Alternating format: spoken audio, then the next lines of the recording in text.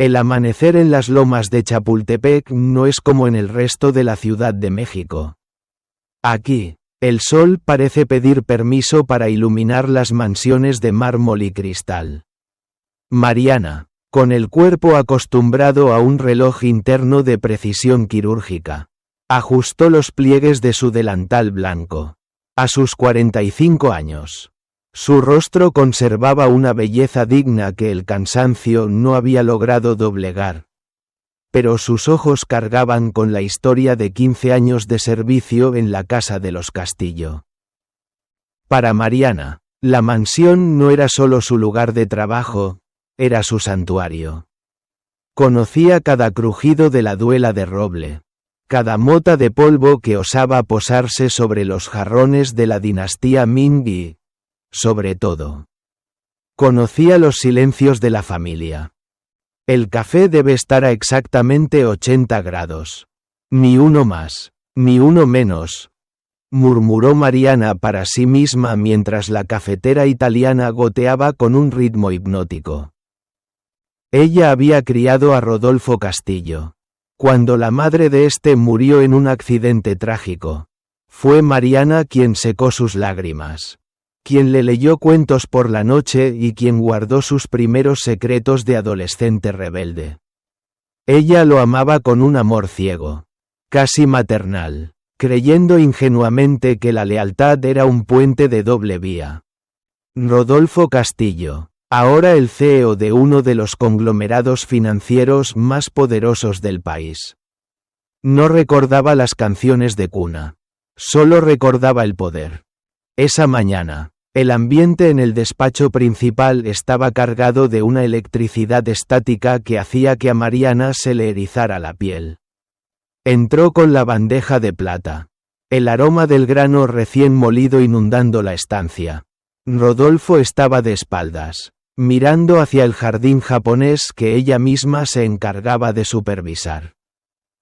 Su café, joven Rodolfo, dijo Mariana con una sonrisa suave que no fue correspondida. Rodolfo se giró lentamente. Su mirada, antes cálida en los recuerdos de Mariana, era ahora un pozo de hielo seco. No tomó la taza. En su lugar, lanzó una carpeta de cuero sobre la mesa. 15 años. Mariana, 15 años viviendo bajo mi techo, comiendo de mi mesa, recibiendo bonos que otras criadas no verían ni en 3 vidas. Su voz era un susurro peligroso. Y así es como me pagas. Mariana sintió un frío repentino en el estómago. No entiendo, señor, ¿hay algo mal con las cuentas de la casa? No te hagas la imbécil, rugió Rodolfo, golpeando el escritorio. El estruendo resonó como un disparo. El proyecto Esmeralda, la fusión con los inversionistas coreanos. Alguien filtró los estados financieros confidenciales a la competencia esta madrugada. Solo 3 personas tenían acceso a esa caja fuerte. Mi abogado, mi socio y tú, que tienes la llave de repuesto para la limpieza de emergencia. Rodolfo, por Dios. El nombre se le escapó. Olvidando el protocolo. Yo ni siquiera sé qué significan esos documentos. Yo solo limpio. Yo solo cuido. Tú solo mientes.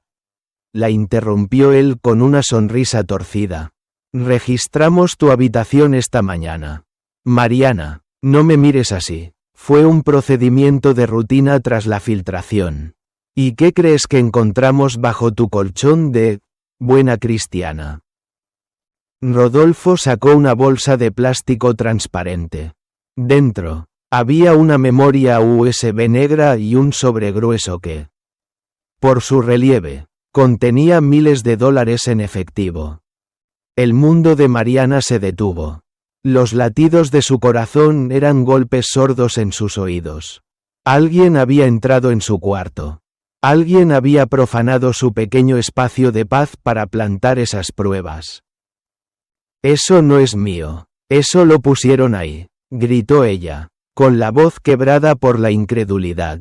Pregúntale a los otros empleados. Yo no salí de la casa anoche. Por supuesto que no saliste. El contacto de la competencia vino aquí. A la puerta de servicio. Mientras yo estaba en la cena de gala. Rodolfo se acercó a ella. Invadiendo su espacio personal. El olor de su perfume costoso ahora le resultaba nauseabundo. Te vendiste barato, Mariana. Tantos años de fidelidad, solo para terminar como una vulgar ladrona de oficina. En ese momento, la puerta del despacho se abrió de par en par. No fue un criado, ni un invitado. Fueron 4 agentes de la policía ministerial con el rostro endurecido.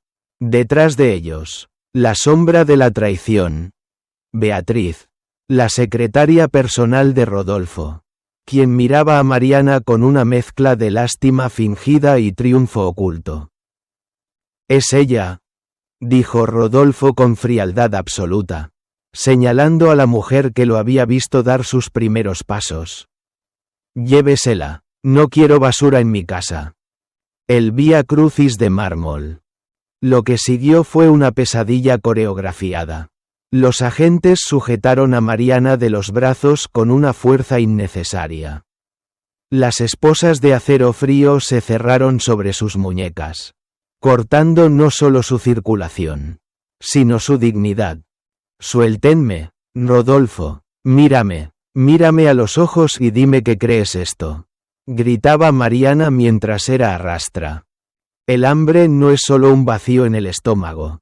Es un frío que te muerde los huesos y te quita la vergüenza. Mariana lo aprendió la primera semana después de salir de la cárcel. Con su nombre manchado en cada periódico y su rostro grabado en la memoria de las agencias de empleo.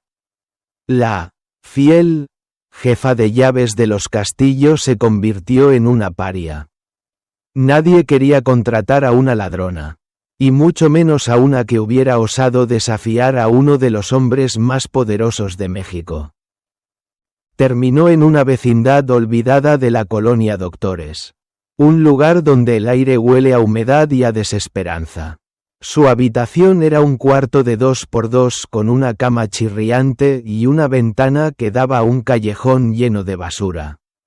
Ahí, sentada en la penumbra, Mariana pasaba las horas mirando sus manos. Unas manos que antes eran suaves de tanto usar cremas caras para no rayar los muebles de Rodolfo, y que ahora empezaban a agrietarse por el uso de detergentes industriales de 4ª categoría. Consiguió trabajo en una cantina llamada La Última Gota. Su labor no era servir tragos, sino limpiar lo que los borrachos dejaban en el suelo de aserrín. Era un círculo dantesco, de limpiar mármol italiano en las lomas. A fregar vómito y orina en una zona roja. Pero Mariana no lloraba. El llanto se le había secado en la celda de Santa Marta. Cada vez que su espalda protestaba por el esfuerzo, ella cerraba los ojos y visualizaba el rostro de Rodolfo Castillo. Esa era su gasolina. Una noche, mientras tallaba una mancha de grasa pegada a la barra, un hombre mayor, de cabello canoso pero mirada afilada como un bisturí, la observó en silencio. Era don Vicente, conocido en el barrio como el contador de las sombras. Nadie sabía a ciencia cierta de qué vivía, pero se rumoreaba que en sus años de gloria había manejado las finanzas de los hombres más ricos del país. Hasta que alguien, un Castillo, según decían las malas lenguas, lo traicionó y lo dejó en la ruina, robándole sus patentes y su prestigio. Limpias ese piso como si estuvieras tratando de borrar un pecado. Mujer, dijo don Vicente, dándole un trago a su tequila barato. Mariana no levantó la vista. No borro pecados, señor, afilo mi paciencia. El hombre soltó una carcajada seca. Tienes fuego en los ojos. He visto esa mirada antes. Es la mirada de los que ya perdieron todo y solo les queda la sed de sangre. Pero la sangre ensucia mucho y te lleva de vuelta a la cárcel. La verdadera venganza, la que duele, Se sirve en platos de porcelana y se firma con pluma de oro. Mariana se detuvo y lo miró. Por primera vez en meses. Sintió que alguien la veía de verdad. No como a una gata, sino como a una igual. ¿Y qué sabe usted de plumas de oro? ¿Si está bebiendo en este agujero conmigo?, retó ella. Don Vicente se inclinó hacia adelante. Sé que Rodolfo Castillo no es un genio. Es un carnicero con buen sastre. Sé que su imperio tiene grietas que él tapa con billetes. Pero los billetes se acaban cuando alguien sabe dónde cortar el flujo. Tú conoces la casa. Conoces sus hábitos. Sus miedos. Yo conozco los números, los paraísos fiscales y las leyes que él cree que puede saltarse. Esa noche, en el rincón más oscuro de la cantina, nació un pacto de sangre y tinta. Don Vicente no buscaba dinero. Buscaba un instrumento para su propia redención. Y Mariana era el arma perfecta.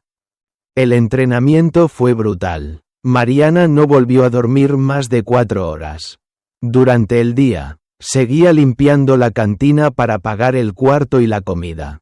Pero por las noches, bajo la luz de una bombilla amarillenta, Don Vicente la transformaba. Olvida cómo habla una criada. Una CEO no pide permiso. Una CEO otorga audiencias, le decía él, golpeando la mesa con un libro de macroeconomía. Tienes que aprender a leer un balance general como si fuera el mapa de un tesoro. Cada deuda es una debilidad. Cada activo es un escudo. Mariana devoró libros de leyes, de finanzas internacionales, de marketing agresivo. Aprendió a impostar la voz, a caminar con una seguridad que rayaba en la arrogancia, a ocultar su acento de barrio bajo una capa de sofisticación cosmopolita. Pero lo más difícil fue la transformación física. Don Vicente la obligó a observar a las mujeres ricas que pasaban por las zonas financieras.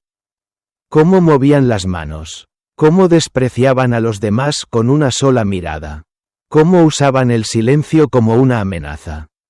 Tu nombre, Mariana, ha muerto, sentenció don Vicente un año después, mientras le entregaba una identificación falsa, perfectamente falsificada. Mariana murió en la cárcel.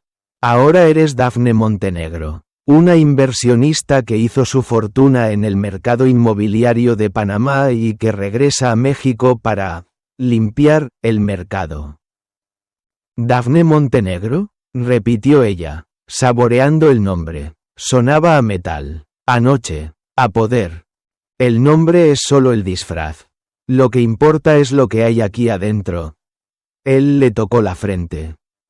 Rodolfo Castillo te quitó todo porque creía que tú eras el uniforme que llevabas puesto. Ahora vamos a Dem. El rascacielos de cristal de la zona de Santa Fe brillaba bajo el sol de la tarde como una joya de arrogancia.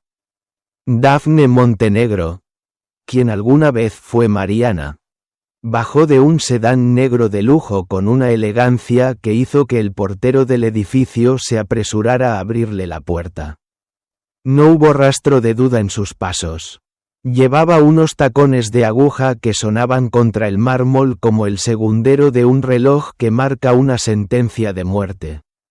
Su traje sastre color marfil, impecable, contrastaba con su cabello oscuro y sus labios pintados de un rojo sangre que gritaba autoridad. Tengo una cita con el director de adquisiciones, dijo Dafne al llegar a la recepción. Su voz modulada en ese tono bajo y seguro que don Vicente le había enseñado. Ya no era la voz que pedía permiso para entrar a limpiar. Era la voz de quien es dueña del tiempo ajeno. El plan era quirúrgico. Castillo y Asociados estaba intentando absorber una empresa de logística llamada Transmex. Un movimiento vital para que Rodolfo consolidara su monopolio. Lo que Rodolfo no sabía era que Dafne Montenegro Ya había comprado silenciosamente el 15% de las acciones de esa logística a través de empresas fachada en Panamá. Lo suficiente para bloquear la votación de la Junta y sembrar el caos. Mariana entró a la sala de juntas de Transmex. Allí, sentados alrededor de una mesa de caoba, estaban los hombres que alguna vez la miraron por encima del hombro mientras ella servía bocadillos. Ninguno la reconoció. Para ellos, ella era una inversionista agresiva que venía de Centroamérica con un capital misterioso pero innegable. Señores, vayamos al grano, soltó Daphne, lanzando su tablet sobre la mesa. La oferta de los Castillo es un insulto. Rodolfo Castillo les está ofreciendo centavos por una infraestructura que vale millones. Yo les ofrezco no solo una mejor valuación, sino la garantía de que su empresa no será desmantelada para pagar las deudas de juego corporativo de Rodolfo. ¿Y quién es usted exactamente? ¿Licenciada Montenegro?, preguntó uno de los accionistas, impresionado por su aplomo. Nunca habíamos oído de su fondo de inversión. Daphne sonrió, una sonrisa que no llegaba a sus ojos. Soy la persona que sabe que Castillo y Asociados tiene un agujero fiscal de $300 millones que están tratando de tapar con esta adquisición. Si firman con él, se hundirán con él. El pánico se sembró en la sala. Mariana observaba con un placer casi eléctrico. Estaba usando la información que don Vicente había recolectado durante meses. Sabía exactamente dónde apretar el cuello de la empresa de Rodolfo sin siquiera tocarlo. Esa misma tarde, el teléfono personal de Rodolfo Castillo sonó. ¿Quién demonios es Daphne Montenegro?, rugió Rodolfo desde su oficina, lanzando un cenicero contra la pared. Me acaba de reventar la firma con Transmex en la cara. Quiero saber de dónde salió esa mujer y quién la respalda. Mariana, desde su nuevo departamento frente al parque, escuchaba el reporte de Vicente. Rodolfo estaba furioso. Rodolfo estaba perdiendo el control. La primera pieza del dominó había caído. Pero la venganza necesitaba un contacto directo. Ella quería ver el sudor en la frente de su verdugo. Por eso, esa noche asistió a la gala benéfica de la Cruz Roja, el evento social más importante del año en la Ciudad de México, donde sabía que Rodolfo estaría pavoneándose como el rey de la alta sociedad. Mariana pasó horas frente al espejo. Se puso un vestido negro de seda, con la espalda descubierta, que revelaba una piel perfecta pero endurecida. Se colocó un collar de esmeraldas falsas que, bajo las luces de la gala, parecían más reales que cualquier promesa de Rodolfo. Al entrar al salón, el murmullo de la gente se detuvo. Ella era la cara nueva, la mujer que había humillado al gigante Castillo esa mañana. Rodolfo estaba al fondo, rodeado de sus aduladores habituales y de Beatriz, la secretaria traidora que ahora lucía joyas que seguramente habían sido pagadas con el dinero del desfalco del que culparon a Mariana. Rodolfo la vio, sus ojos se entrecerraron. Había algo en la forma en que ella caminaba, en la forma en que sostenía su copa de champán, que le resultaba inquietantemente familiar. Pero su cerebro, nublado por la soberbia, no podía conectar a esta mujer poderosa con la empleada doméstica que había humillado 3 años atrás. Señorita Montenegro, supongo, dijo Rodolfo, acercándose con una sonrisa depredadora, tratando de intimidarla con su presencia física. Señor Castillo, he oído tanto de usted, respondió ella. Su corazón latía con fuerza, pero su rostro era de piedra. Estaba a menos de 1 metro del hombre que le arrebató todo. Podía oler su perfume, el mismo que antes le causaba náuseas y ahora solo le provocaba desprecio. Especialmente he oído que no sabe cuidar sus inversiones. Rodolfo rió, Una risa seca y forzada. Usted es valiente. Se lo reconozco. Pero este mercado no es para aficionados. Ha tenido un golpe de suerte hoy. Pero mañana la voy a aplastar. Mariana se acercó a su oído. Tal como él lo hizo el día que la arrestaron. Su aliento rozó la mejilla de Rodolfo. Usted cree que soy una aficionada. Rodolfo, pero la diferencia entre usted y yo es que yo sé exactamente lo que se siente estar en el suelo. Y cuando vienes desde abajo, lo único que ves son las debilidades de los que están arriba.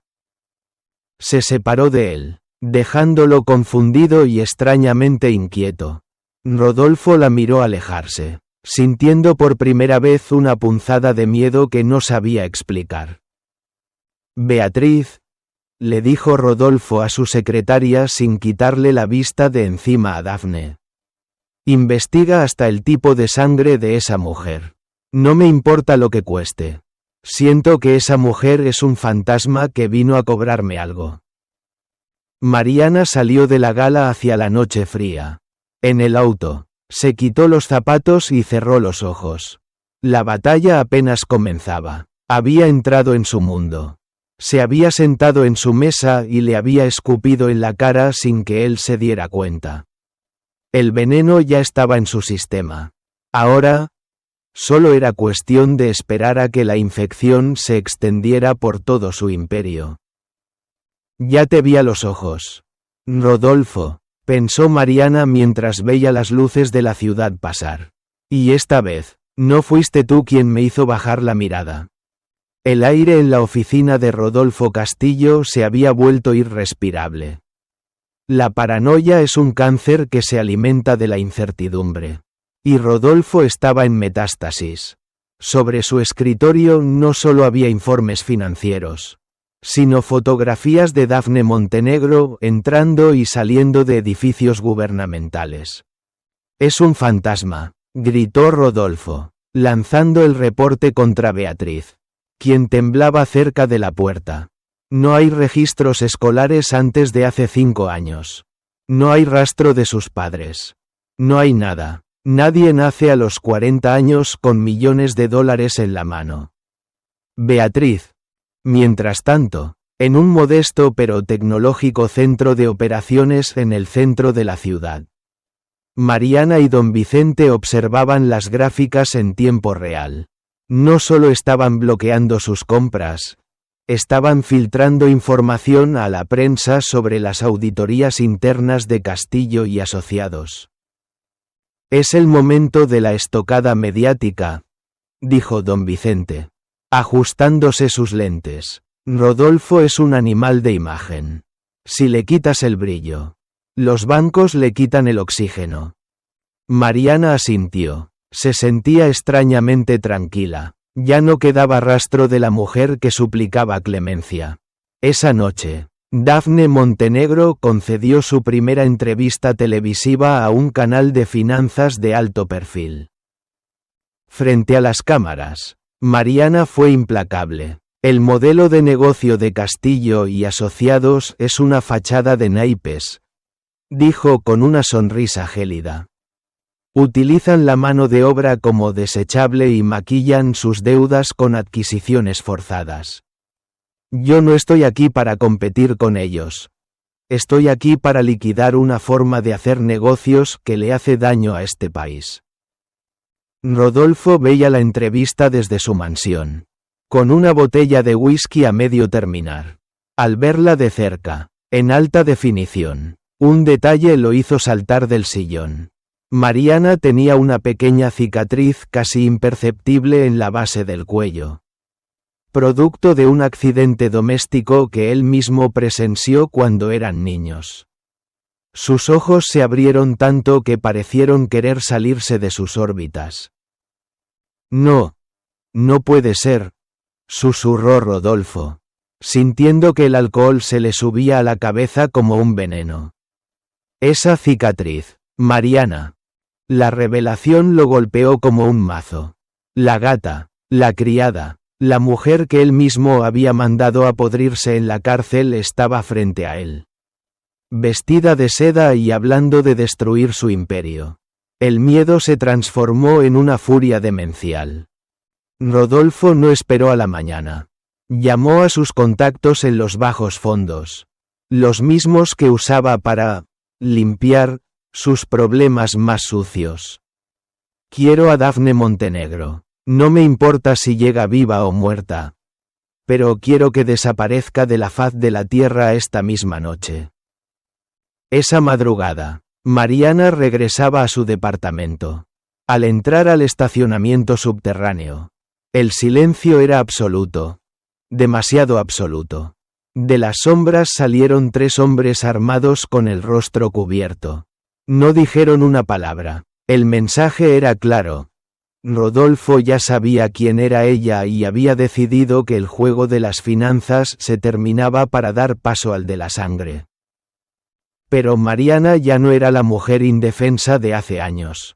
Don Vicente la había preparado para esto.